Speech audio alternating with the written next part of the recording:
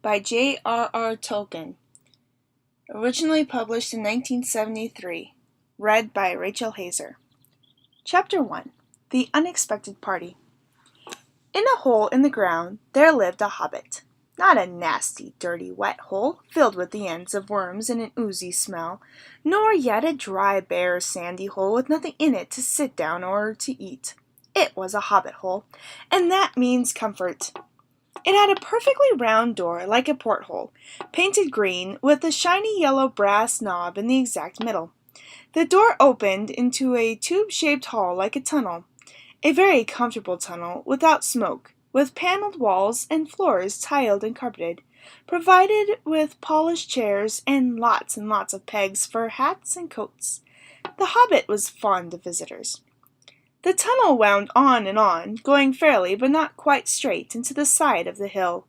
The hill, as the people for many miles round called it, and many little round doors opened out of it, first on one side and then on another. No going upstairs for the hobbit. Bedrooms, bathrooms, cellars, pantries, lots of these. Wardrobes, he had a whole room devoted to clothes. Kitchens, dining rooms, all were on the same floor, and indeed on the same passage. The best rooms were all on the left-hand side going in, for these were the only ones to have windows, deep-set round windows looking over his garden and meadows beyond, sloping down to the river. This hobbit was a very well-to-do hobbit, and his name was Baggins. The Bagginses had lived in the neighborhood of the hill for a time out of mind, and people considered them very respectable. Not only because most of them were rich, but also because they never had any adventures or did anything unexpected.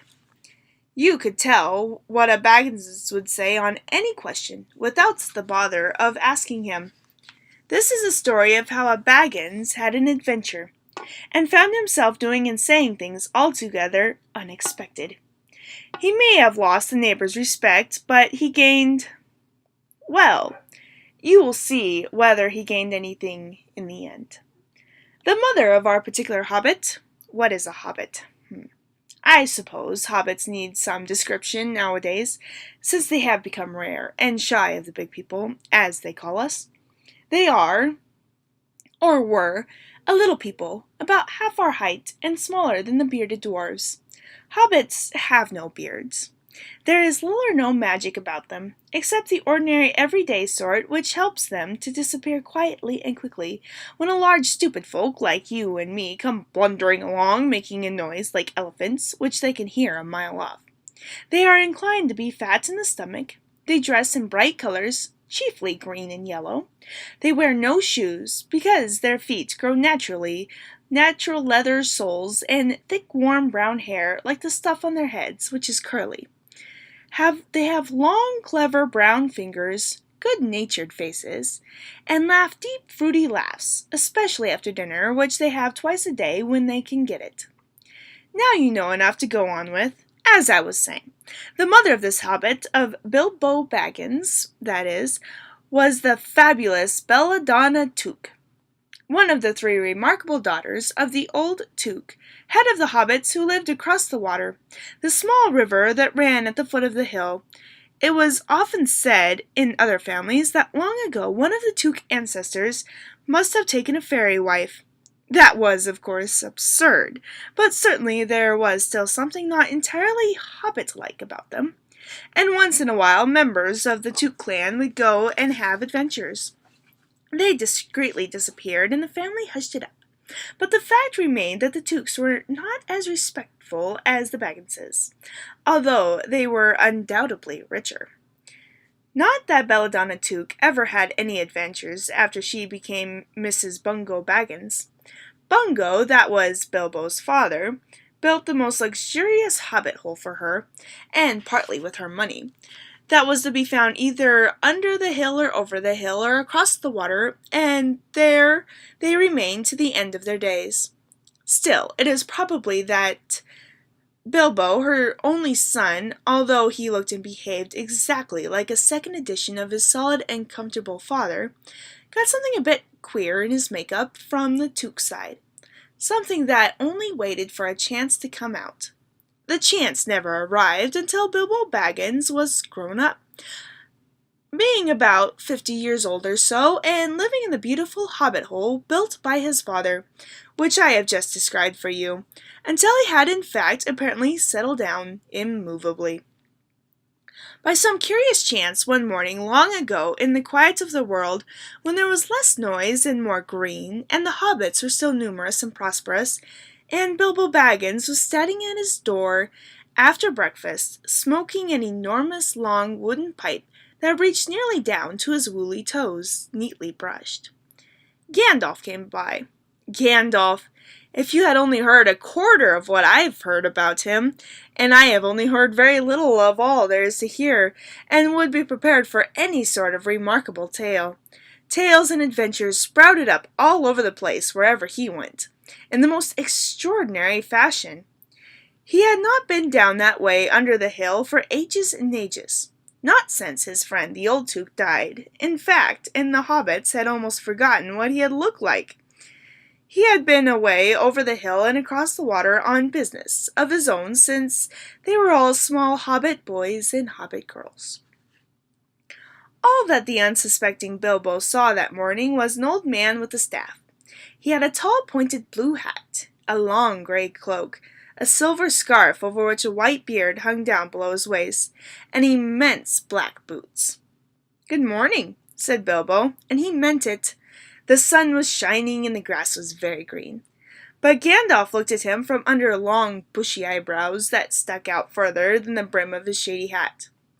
"What do you mean?" he said. "Do you wish me a good morning, or mean that it is good morning whether I want it or not? Or that you feel good this morning, or that it is a morning to be good on?" "All of them at once," said Bilbo, "and a very fine morning for a pipe of tobacco out of doors, into the bargain. If you have a pipe about you, sit down and have a fill of mine. There's no hurry, we have all day before us." Then Bilbo sat down on a seat by his door, crossed his legs, and blew out a beautiful grey ring of smoke that sailed up into the air without breaking and floating away over the hill.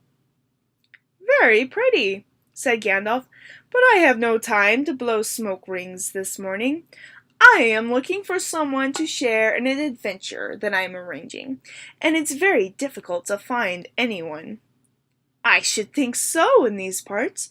We are plain, quiet folk and have no use for adventures. Nasty, disturbing, uncomfortable things make you late for dinner. I can't think what anybody sees in them," said our Mr. Baggins, and stuck one thumb behind his braces and blew out another, even bigger smoke ring. Then he took out his morning letters and began to read, pretending to take no more notice of the old man. He had decided that he was not quite his sort, and wanted him to go away. But the old man did not move. He stood leaning on his stick and gazing at the hobbit without saying anything, till Bilbo got quite uncomfortable and even a little cross. "Good morning," he said at last. "We don't want any adventures here, thank you. You might try over the hill or across the water." By this he meant that the conversation was at an end.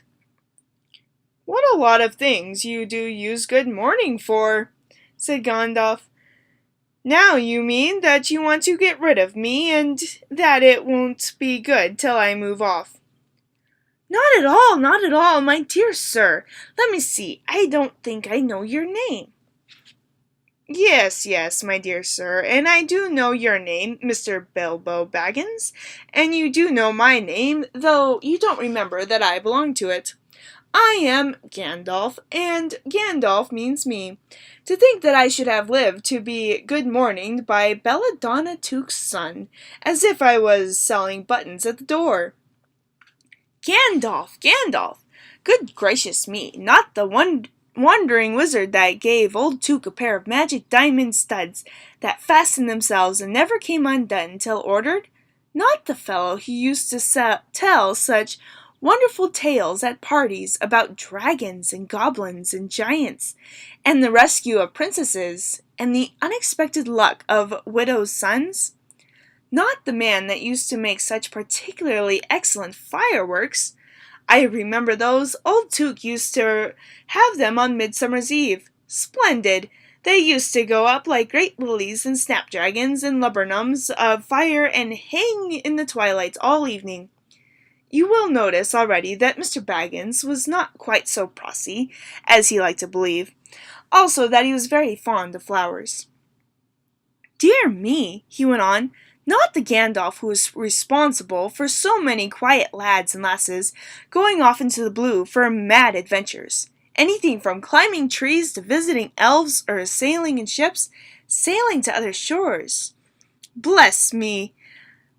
Life used to be quite you used to upset things badly in these parts once upon a time. I beg your pardon, but I had no idea you were still in business. Where else should I be? Said the wizard. All the same, I am pleased to find you remember something about me. You seem to remember my fireworks kindly, at any rate, and that is not without hope. Indeed, if your old grandfather Took's sake, and for the sake of poor Belladonna, I will give you what you ask for. I beg your pardon, I haven't asked for anything. Yes, you have, twice now. My pardon, I give it to you. In fact, I will go so far as to send you on this adventure. Very amusing for me, very good for you, and profitable too, very likely, if you ever get over it. Sorry, I don't want any adventures, thank you. Not today. Good morning, but please come to tea, any time you like. Why not tomorrow? Come tomorrow. Goodbye. With that, the hobbit turned and scuttled inside his round green door, and shut it as quickly as he dared, not to seem rude. Wizards, after all, are wizards. What on earth did I ask him to tea for? He said to himself as he went to the pantry. He had only just had breakfast, but he thought a cake or two and a drink of something would do him good after this fright. Gandalf, in the meantime, was still standing outside the door, and laughing long but quietly. After a while he stepped up, and with the spike of his staff, scratched a queer sign on the hobbit's beautiful green front door. Then he strode away, just about the time when Bilbo was finishing his second cake, and beginning to think he had escaped adventures very well. The next day he had almost forgotten about Gandalf. He did not remember things very well unless he put them down on his engagement tablet, like this. Gandalf. Tea Wednesday.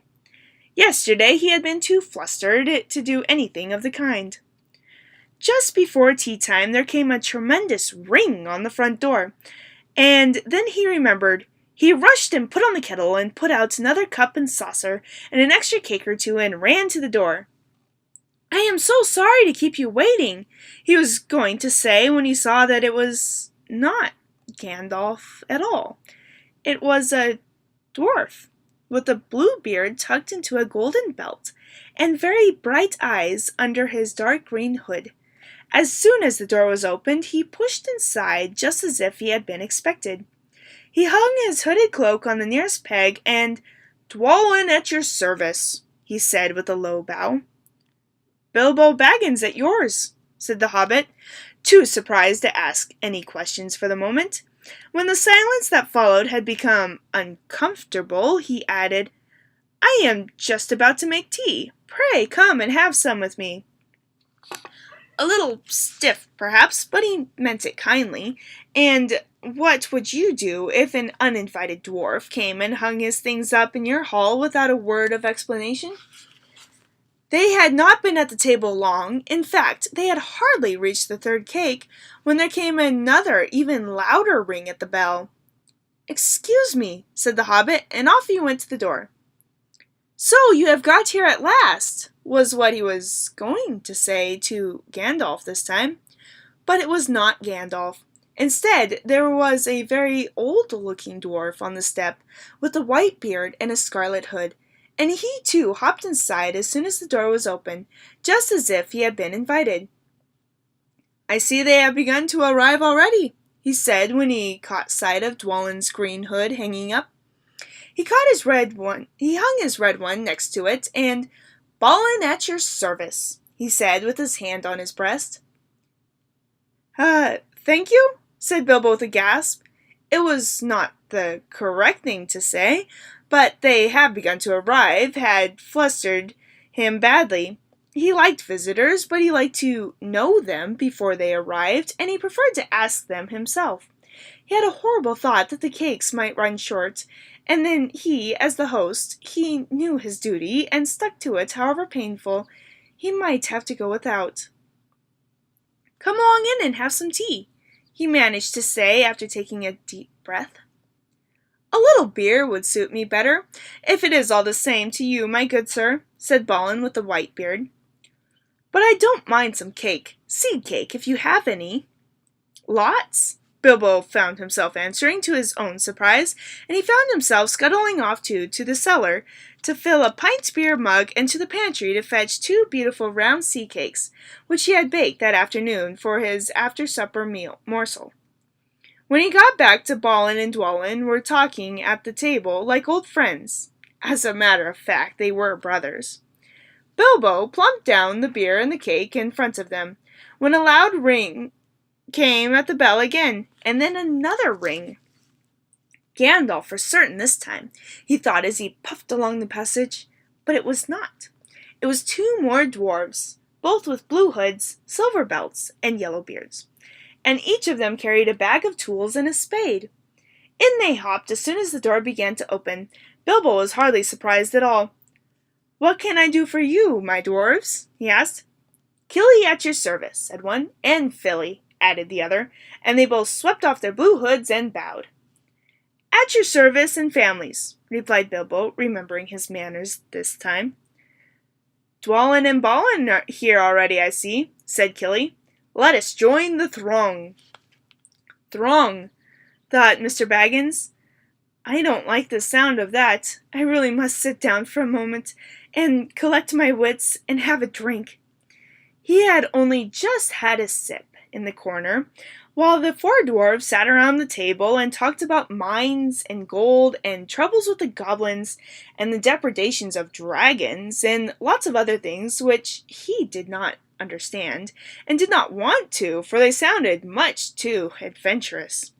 When ding-dong-a-ling-a-ding, his bell rang again, as if some naughty little hobbit boy was trying to pull the handle off.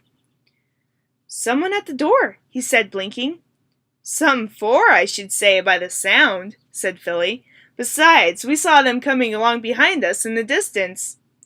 The poor little hobbit sat down in the hall and put his head in his hands, and wondered what had happened, and what was going to happen, and whether they would all stay to supper, when the bell rang again, louder than ever, and he had to run to the door. It was not 4 after all, it was 5. Another dwarf had come along while he was wandering in the hall.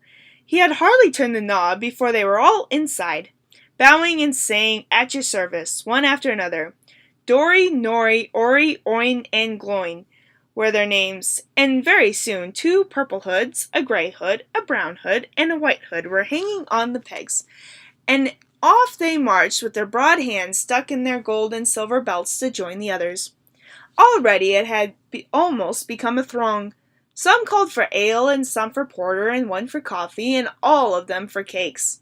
So the hobbit was kept very busy for a while. A big jug of coffee had just been set on the hearth. The seed cakes were gone, and the dwarves were starting on a round of buttered scones, when there came a loud knock. Not a ring, but a hard rat-tat on the hobbit's beautiful green door. Somebody was banging with a stick. Bilbo rushed along the passage, very angry and altogether bewildered and beweathered. This was the most awkward Wednesday he ever remembered. He pulled open the door with a jerk, and they all fell in, one on top of the other. More dwarves. 4 more. And there was Gandalf behind, leaning on his staff and laughing. He had made quite a dent on the beautiful door. He had also, by the way, knocked out the secret mark that he had put there the morning before. "Carefully, carefully," he said. "It's not like you, Bilbo, to keep friends waiting on the mat and then open the door like a pop gun.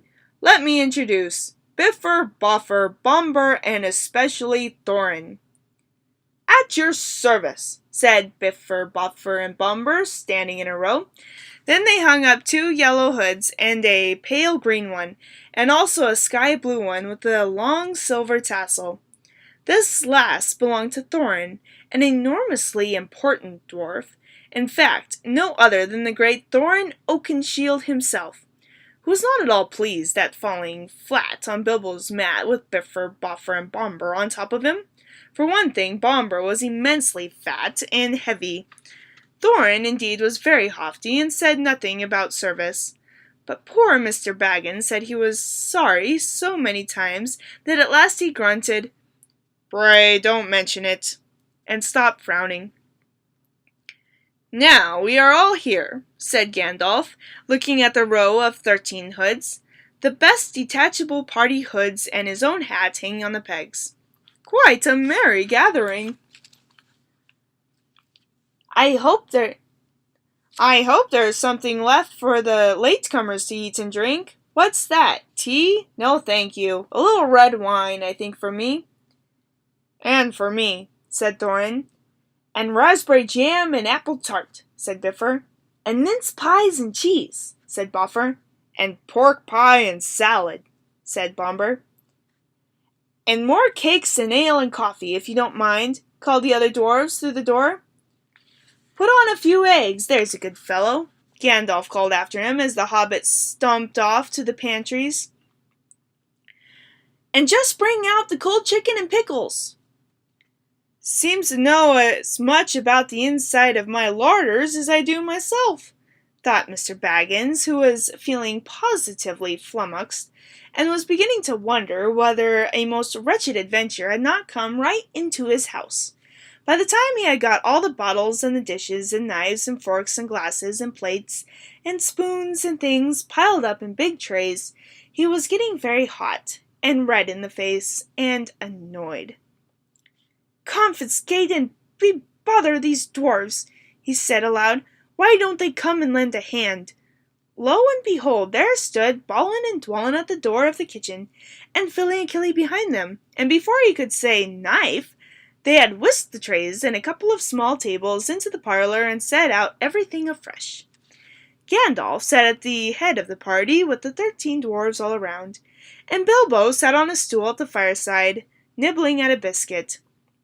His appetite was quite taken away, and trying to look as if this was all perfectly ordinary and not in the least an adventure.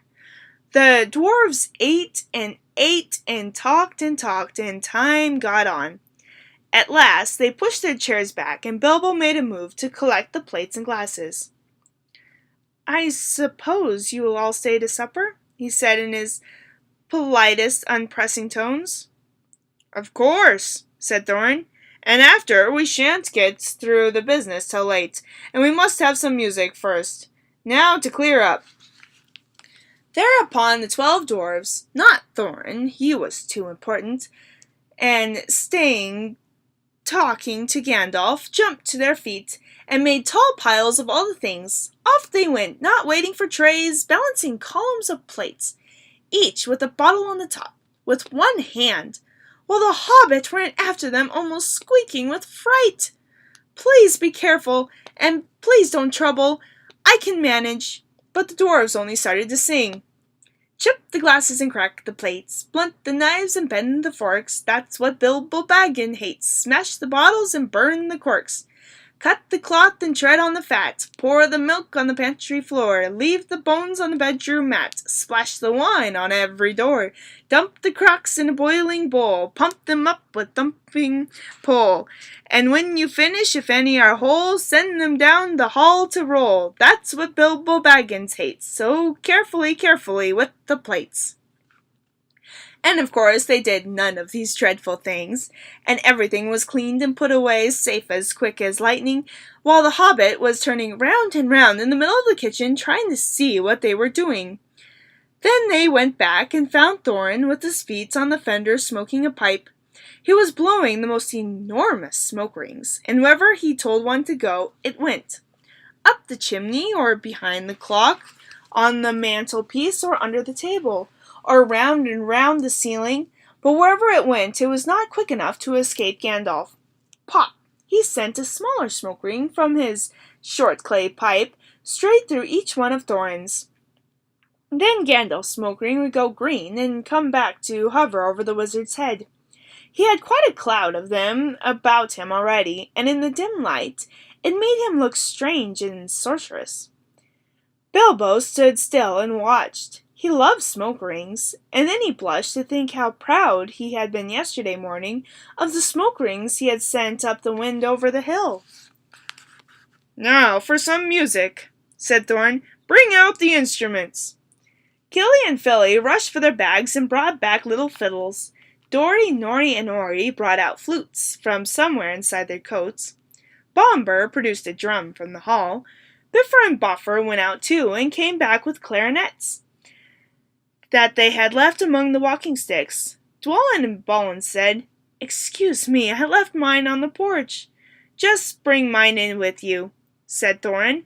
They came back with voles as big as themselves, with Thorin's harp wrapped in a green cloth.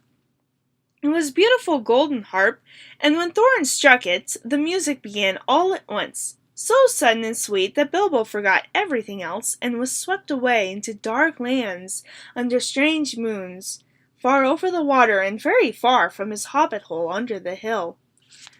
The dark came into the room from the little window that opened in the side of the hill. The firelight flickered. It was April, and still they played on, while the shadow of Gandalf's beard wagged against the wall. The dark filled all the room, and the fire died down, and the shadows were lost, and still they played on. And suddenly, first one then another began to sing. As they played, deep-throated singing of the dwarves in the deep places of their ancient homes, and this is like a fragment of their song, if it can be like their song without their music. Far over the misty mountains cold, to dungeons deep and caverns old, we must away ere break of day, to seek the pale enchanted gold. The dwarves of yore made mighty spells, while hammers fell like ringing bells, in places deep where dark things sleep, in hollow halls beneath the fells.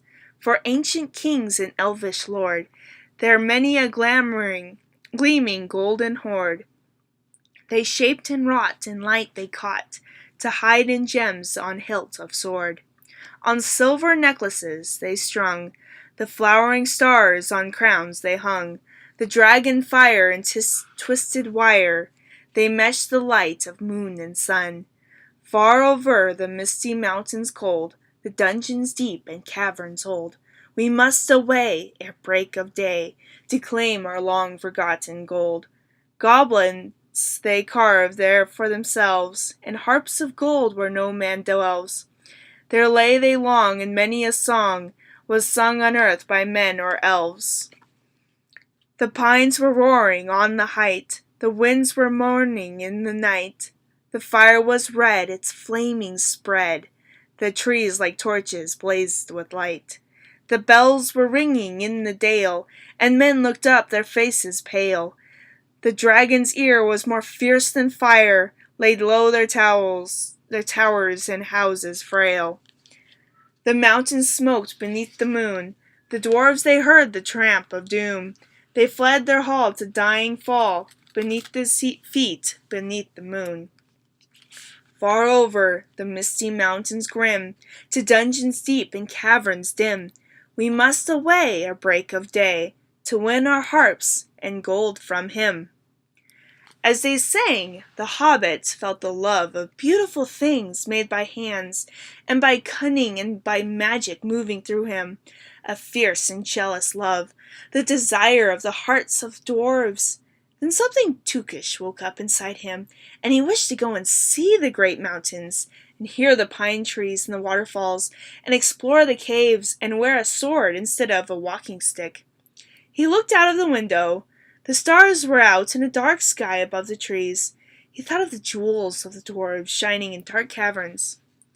Suddenly, in the wood beyond the water, a flame leapt up, probably somebody lighting a wood fire, and he thought of plundering dragons settling on his quiet hill and kindling it all to flames. He shuddered, and very quickly he was plain Mr. Baggins of Bag End Underhill again.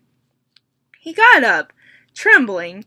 He had less than half a mind to fetch the lamp, and more than half a mind to pretend to and go and hide behind the beer barrels in the cellar, and not come out again until all the dwarfs had gone away.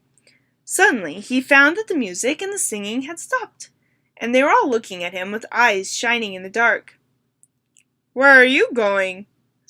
asked Thorin in a tone that seemed to show that he guessed both halves of the hobbit's mind. "What about a little light?" said Bilbo apologetically. "We like the dark," said the dwarfs.